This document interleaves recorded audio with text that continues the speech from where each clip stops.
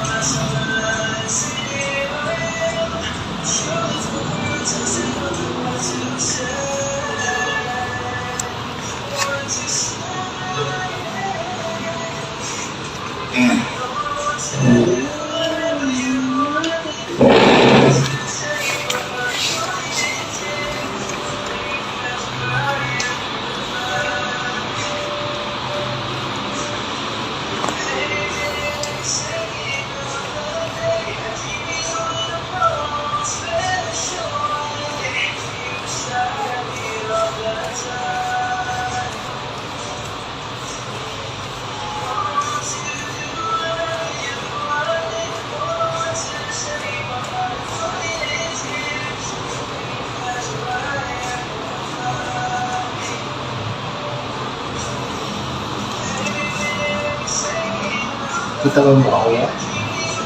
Hindi. Kita mo.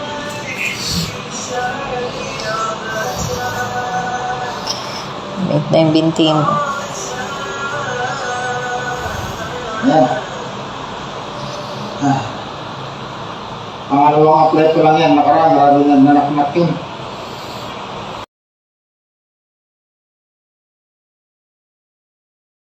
Nisprayan ng Permax natin na sa tubig, nilagay sa sprayer. Ayan. Magaling na. Impis na rin yung aking paa. At yung natira na lang yung mga patsi-patsi na piklat ng sugat na pinag-aagasa ng tubig na malangsa.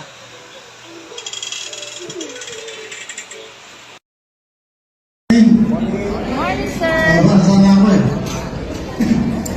By the way, ako po si Inventorious Manager at ako po ang presidente ng Inventor Artists of the Philippines. So, last year po, November, ay na-diagnose po ako ng meron po na multiple organ failure.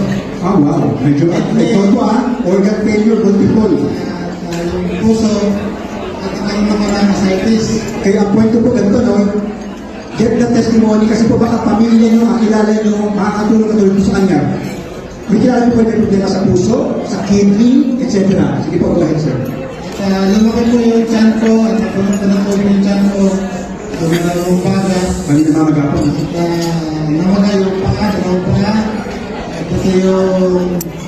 Kaysa tatay ko yan, Namagatin. Special organ. Oo, yung parang kaibigan.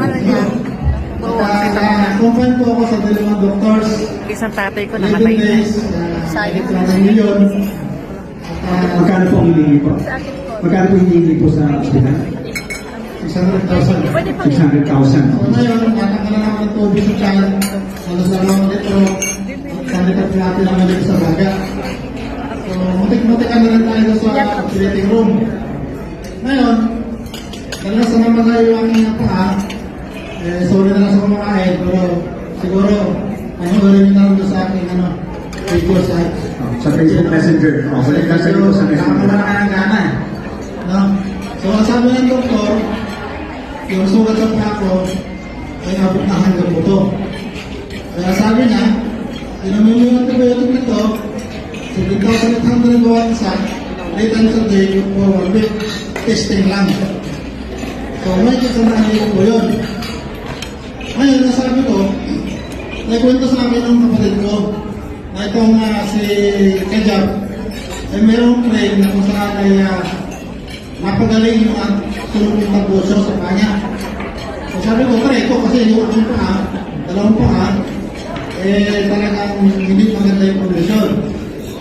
Kaya salita, kumuha ko ng konti, at tinulong ko, in-spray ko doon sa aking paa. After 3 days ko, natuyo yung sugat. Kaya nagulat yung doktor, sabi niya, very effective yung antibiotic na reseta. Pero hindi ko binili. Bakit? Nasa mga 150,000 sa linggo. Tapos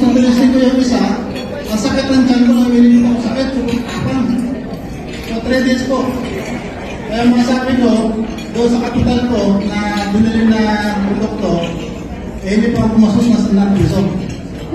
Doon po sa spray. Ngayon, ang pumasok po ng hospital, meron po akong doktor na nag-alaga. So, binigyan ako ng maintenance. Ngayon, doon sa maintenance na binigyan sa akin, naman ako ng maso, naging ulit pala. Ganun ako ng doktor ang diretsahan.